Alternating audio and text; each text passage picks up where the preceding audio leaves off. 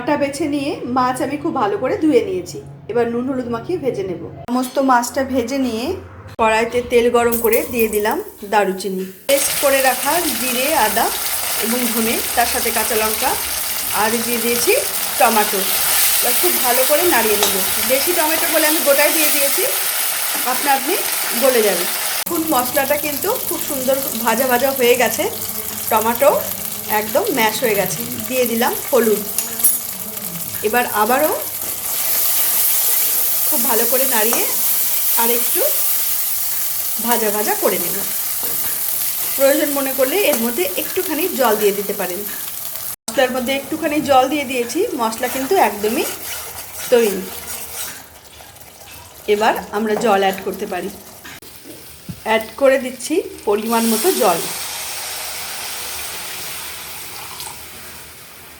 পরিমাণ মতো নুন দিয়ে ভালো করে ফুটিয়ে নেব। ভেজে নিয়েছি কিছুটা বেগুন, ঝোল খুব ভালো করে ফুটে গেছে। দিয়ে দিচ্ছি ভেজে রাখা ট্যাংরা মাছ।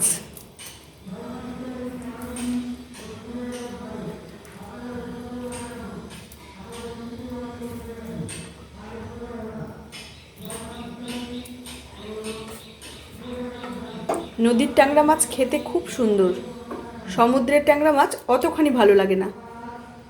মাছ দিয়ে খুব ভালো করে নাড়িয়ে নিয়ে দিয়ে দিচ্ছি ভেজে রাখা বেগুন।